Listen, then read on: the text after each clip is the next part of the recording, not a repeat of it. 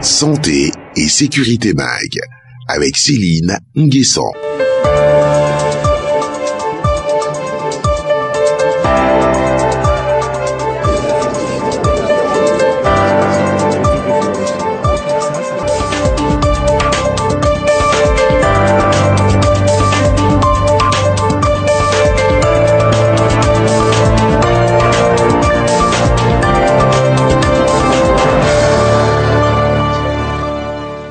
Ravi d'être en votre compagnie en cet après-midi du dimanche 22 mai pour Santé et Sécurité MAG, votre magazine mensuel de formation, d'information et de sensibilisation à la prévention des risques professionnels. Ce 5e numéro de l'année pastorale 2015-2016 s'intéresse au stress au travail, un défi collectif, thème de la 14e journée mondiale de la santé et sécurité au travail célébrée le 28 avril dernier.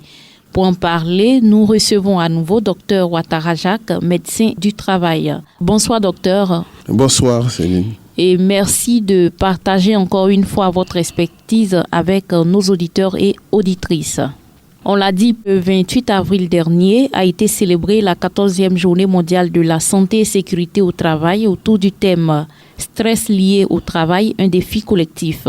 Dites-nous, Dr Ouattara, qu'est-ce que le stress au travail ?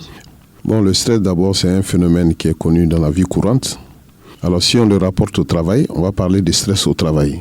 Alors, comme c'est un phénomène nouveau dans le milieu du travail, en tant que tel, par rapport aux différents risques professionnels, c'est pour cela qu'on parle de stress au travail. Alors, comment est-ce qu'on peut le définir ? C'est une situation, simplement, que le travailleur n'arrive pas à soutenir par rapport lui-même à sa composition physique, mais surtout sa composition mentale.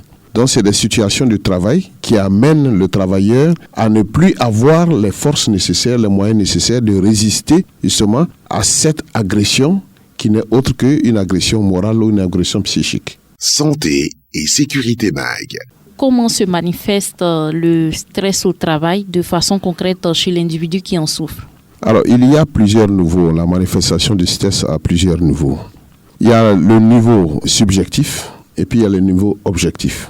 Alors, pour parler de ces manifestations, peut-être qu'on va en parler, des différentes causes, mais pour parler des manifestations, il y a, lorsque vous arrivez au travail et que vous trouvez une secrétaire au travail, vous voyez son aspect, son faciès, vous voyez comment est-ce que la personne accueille, ça dénote d'une situation de stress. Donc, vous avez d'abord cette manifestation qui se lie au niveau du visage. Alors, cette manifestation devrait être plutôt accueillante. Ensuite, vous avez aussi ce rendement que le travailleur devrait vraiment donner par rapport au travail qui lui est confié. Vous allez trouver que ce rendement-là a diminué. Ensuite, vous avez aussi ce rendement ou ces relations entre les travailleurs qui sont perturbées, qui sont d'ailleurs source de conflits. Voilà un peu quelques manifestations au niveau du travail. Mais il n'y a pas que ça. Ce qui est objectif maintenant, ça va se manifester au niveau physique, au niveau corporel du travailleur, avec des signes bien précis, tels que les douleurs gastriques, tels que la perturbation du sommeil, tels que des douleurs, intestinales également, avec les perturbations du transit intestinal, tels que également des céphalées, tels que également l'agressivité verbale par rapport aux uns aux autres, c'est-à-dire les travailleurs, donc une perturbation en fait des relations interpersonnelles au niveau des travailleurs, donc dans le milieu du travail. Santé et sécurité MAG. Aujourd'hui, en termes de taux de prévalence, quelle est la situation du stress lié au travail dans les pays développés et en voie de développement, particulièrement en Côte d'Ivoire ? Alors, lorsqu'on parle de taux de prévalence, il faut dire que le taux de prévalence, c'est la photographie à un moment donné d'une situation qu'on veut connaître. Alors, cette photographie n'a pas été faite, disons. Il n'y a pas eu d'études à proprement parler dans ce sens. Parce que c'est un phénomène, dans notre milieu de travail, surtout en Afrique, en Côte d'Ivoire. C'est un phénomène, ce n'est pas nouveau, mais c'est maintenant qu'on prend conscience. Mais que c'est nouveau parce qu'on commence à voir les conséquences. Et les conséquences commencent à perturber le milieu du travail. Et c'est pour cela qu'on parle de prévalence, mais il y a quelques petites études qui ont été faites qui pensent que la prévalence tourne autour donc de 50% par rapport donc à la population des travailleurs. Mais ce n'est que des approches individuelles, mais il n'y a pas une étude en tant que telle en Côte d'Ivoire. Dites-nous, docteur, quel est l'impact du stress sur la population active? Alors, si on définit le stress comme une baisse ou une capacité de l'organisme, du travailleur ou bien de la population active par rapport à l'agression, donc ces baisses de capacité, ces baisses de moyens.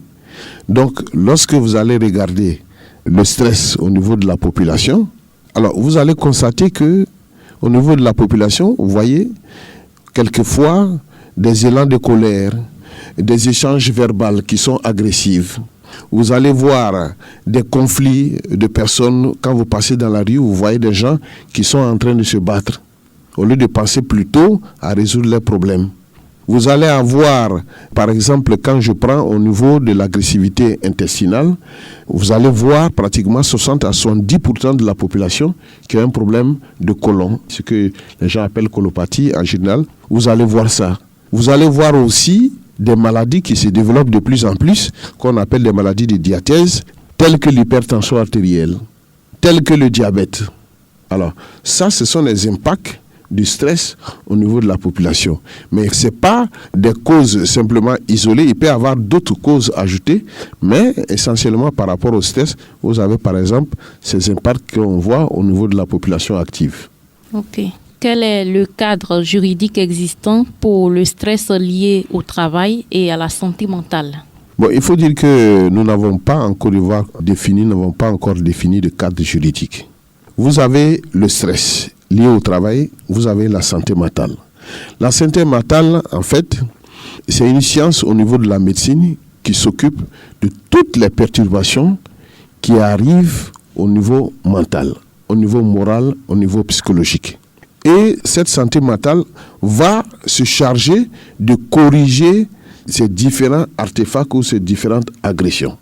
Lorsque vous, par exemple, vous rencontrez un travailleur ou un membre donc, de la population active qui a une dépression, la santé mentale va venir.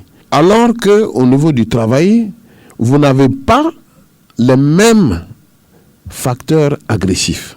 Au niveau du travail, peut-être qu'on va en parler, mais au niveau du travail, vous avez d'autres facteurs agressifs qui s'ajoutent à ce que le travailleur vit dans la population en général, mais vous avez également ces différents facteurs qui interviennent. Alors, donc, il n'y a pas de cadre juridique encore en Côte d'Ivoire entre le stress lié au travail et la santé mentale. Mais la médecine ou bien les préventeurs travaillent à créer ce cadre juridique-là pour pouvoir quand même alléger les souffrances entre griffes donc, de la population active et puis des travailleurs.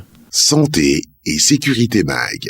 En tant que médecin du travail, vous êtes en contact permanent avec les travailleurs. Parmi les patients que vous recevez, quelles sont pour la plupart du temps les causes de stress? Alors, il faut dire que dans la pratique de la médecine du travail en Côte d'Ivoire, il y a quand même quelques difficultés. Quand je dis quelques difficultés, il faut comprendre que la médecine du travail, en majorité, c'est pour la prévention. Donc, elle est préventive. Il se trouve que dans la pratique de la médecine du travail en Côte d'Ivoire, c'est plutôt le curatif qui prend le dessus sur le préventif. Donc, ça fait qu'il y a quand même quelques problèmes qui transparaissent parce que ces problèmes-là, en fait, c'est que le médecin du travail est tellement occupé au curatif qu'il ne voit pas le stress du travailleur qui arrive. Mais avec l'expérience, avec l'ancienneté, on arrive à identifier un certain nombre donc, de points de stress au travail. Mais cette identification n'est pas facile. Il faut le dire, cette identification va se faire dans un cadre bien précis. Ce cadre bien précis, c'est avec donc, le syndicat des travailleurs, avec la direction, avec les ressources humaines. Donc le médecin du travail, étant l'interface donc, de ce que je viens de citer, le médecin du travail va identifier le stress à travers des signes physiques présentés. Les signes subjectifs que j'ai cités plus haut, présentés par le travailleur, sont souvent pris avec des pincettes parce que souvent le travailleur vient faire un amalgame entre les signes et réellement ce qu'il veut. Parce que le travailleur vient vous voir et dit, bon, mais docteur, j'ai ça, j'ai ça. Mais en fait, parce qu'il veut s'échapper, il va aller se reposer ou il va aller faire autre chose. Donc souvent, ça pose des problèmes au niveau du médecin du travail. En tant que médecin du travail, parlez-nous des stratégies pour la prévention et la gestion des dangers liés au stress au travail. Bon, alors, quand on va parler de stratégies par rapport à la prévention des dangers liés au stress du travail, alors, quels sont les dangers, d'abord, on va les définir, quels sont les dangers du stress au travail? Il y a, au niveau du travailleur, il y a la dépression. J'allais dire que ça, c'est palpable, c'est pas palpable, mais bon, alors, c'est subjectif, mais on le voit quand même, je dirais que c'est objectif. Il y a la dépression, ok? Mais physiquement, vous avez des signes, je l'ai dit tantôt plus haut, vous avez donc des troubles digestifs, c'est-à-dire des gastrites, ce que les gens appellent communément ulcères gastriques. Vous avez des problèmes de côlon, vous avez les problèmes cardiaques. Et j'ai cité le cas du diabète éventuellement par rapport aux problèmes cardiaques. Donc, vous avez ces signes. Et ailleurs également, vous avez d'autres points au niveau de l'entreprise. L'entreprise, donc, par rapport au stress, le danger, c'est que l'entreprise va perdre beaucoup de profits. Donc, le rendement va baisser. Le rendement baissant, il y aura beaucoup de conflits sociaux dans l'entreprise. Ensuite, ce qui va ternir l'image de l'entreprise. Après cela, au niveau de l'entreprise également, bien sûr, avec ces deux éléments, c'est sûr et certain que les travailleurs qui sont au niveau de l'entreprise vont s'adonner à d'autres pratiques qui ne sont pas recommandées au niveau de l'entreprise, telles que l'alcoolisme, telles que la drogue, la cigarette. Et puis, lorsque vous arrivez à ces points, vous allez avoir donc un désordre de pratiques sexuelles qui vont entraîner au VIH. Puis, ensuite, aujourd'hui, il y a l'hépatite B. Donc, tous ces différents points vont influer au niveau de l'entreprise. Voilà en gros les dangers au niveau donc du travail. Santé et sécurité MAG. Et lorsque vous prenez ces dangers, comment les gérer? Et cette gestion n'est pas facile si la direction ne s'implique pas. Si la direction n'est pas sensibilisée, si la direction ne comprend pas le bienfait de gérer donc ces dangers. Donc, à partir de là, on peut proposer une stratégie avec la direction. Si la direction n'est pas associée, c'est sûr que la stratégie proposée sera vouée à l'échec. Alors, quelle stratégie on peut préparer? Il faut d'abord effectivement identifier ces différents dangers. Il faut prendre conscience que ces différents dangers sont nocifs pour le travailleur et pour l'entreprise. À partir de cette identification, avec les travailleurs, avec la direction, on va élaborer quelques points pour prévenir cela. Mais cette élaboration va faire l'objet d'échanges. Puis maintenant, on prend des dispositions. Alors, il peut se trouver que c'est la surcharge du travail. Il peut se trouver que c'est une mauvaise organisation du travail. Donc, il faut apporter correction à tout cela pour gérer et puis par rapport à la stratégie. Maintenant, quels sont ceux qui vont intervenir? Ce sera défini donc en concert avec la direction et les travailleurs. Donc, il n'y a pas, à proprement parler, une stratégie qui va être définie au début comme ça, mais il faut donc une concertation pour définir une stratégie. Alors, si je vous définis une stratégie tout de suite comme ça, ce serait difficile parce qu'il faut tenir compte de l'environnement. Il faut tenir compte du secteur d'activité. Il faut tenir compte de la situation familiale, matrimoniale des travailleurs. Il faut tenir compte du profit de l'entreprise. Il faut tenir compte des objectifs de l'entreprise. Santé et sécurité MAG. Pourquoi est-il nécessaire d'adopter une approche collective pour prévenir et contrôler les causes du stress lié au travail? Alors, nous avons parlé de quelques causes, ce n'est pas exhaustif, de quelques causes du stress.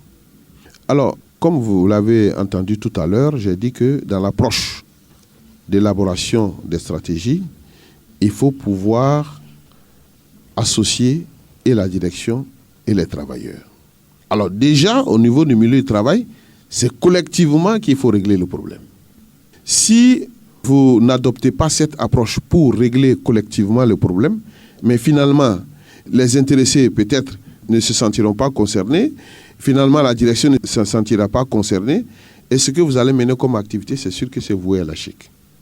C'est pour cela qu'il est intéressant de le faire collectivement. En quoi est-ce que le stress au travail représente un défi collectif?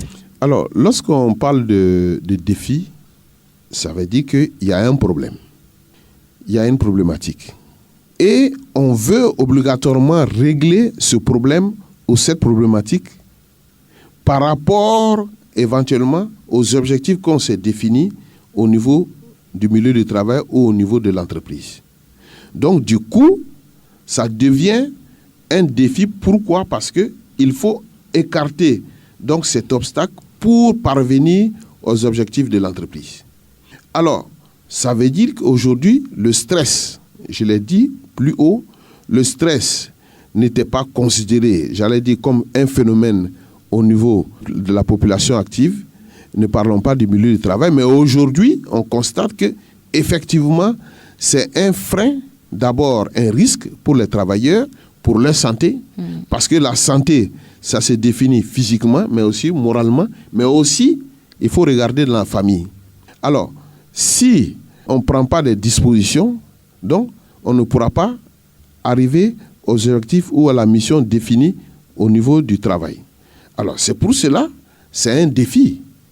Si vous ne réglez pas le problème, vous n'allez pas arriver aux objectifs ni au profit de l'entreprise. Donc, c'est clair qu'il faut régler le problème, donc c'est un défi. Santé et sécurité MAG. Que conseillez-vous à la population, aux travailleurs pour gérer et contrôler le stress au travail? Bon, alors, les travailleurs, et je l'ai dit tantôt, ce qu'on peut conseiller. D'abord, lorsque les parties prenantes, comme on le dit dans notre jargon, lorsque les partenaires sociaux se rendent compte, c'est-à-dire les travailleurs et puis l'employeur, se rendent compte qu'il y a un phénomène important qui entrave donc la marche de l'entreprise. Alors, donc, on se rend compte, on définit, et puis déjà, avec le médecin du travail, on voit quels sont les différents signes, quels sont les différents points d'impact du stress au niveau du travail. À partir de là, ce que je peux conseiller, c'est que les parties prenantes, les partenaires sociaux se rencontrent pour vraiment identifier et définir les différents impacts du stress. Et à partir de là, conjointement, consensuellement, bâtir une stratégie pour prévenir ce qui est vécu dans l'entreprise. C'est ce que je peux donner comme conseil. Mais tant qu'il n'y a pas de concertation, j'en parle toujours, tant qu'il n'y a pas de consensus, c'est sûr que l'action sera vouée à l'échec. Santé et sécurité MAG. Voilà, on l'a dit, la 14e journée mondiale de la santé et sécurité au travail a été célébrée autour du thème « Stress lié au travail, un défi collectif ».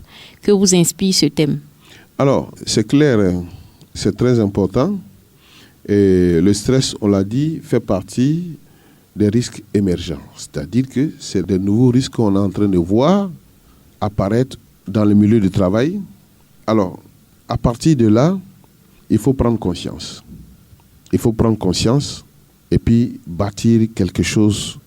Donc, le thème est bienvenu parce que c'est très important. On va parler des autres risques, alors qu'il y a des risques qui sont là, bien connus, qui entravent la marche du travail. Donc, je pense, mon avis, c'est que c'est un thème qui a été bien choisi et que c'est un thème d'actualité. Nous sommes au thème de notre entretien. Votre mot de fin?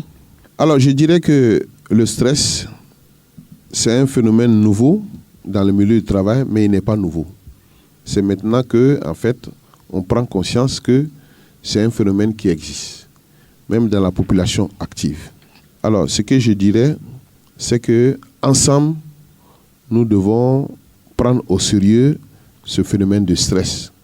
Lorsque aujourd'hui, on prend les pathologies, enfin les maladies cardiaques, le stress y est pour quelque chose. Lorsque vous prenez l'hypertension artérielle, 90% de l'hypertension artérielle n'a pas de cause physique. Nous, on dit cause organique. Alors, donc le stress vient occuper une grande place à ces niveaux. Même au niveau du diabète, le stress intervient. Même au niveau également de l'asthme, le stress intervient.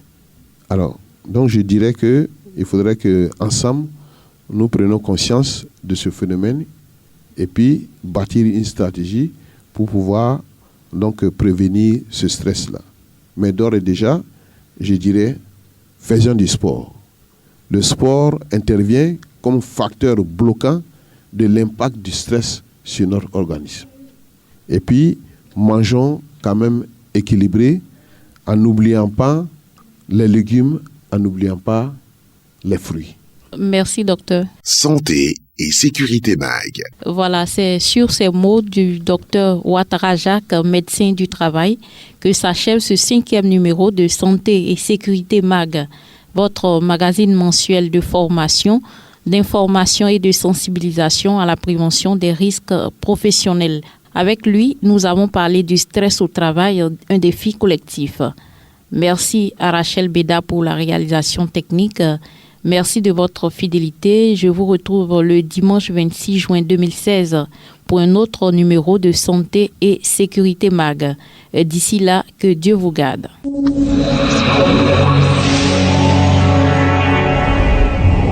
Santé et sécurité MAG avec Céline Nguesson.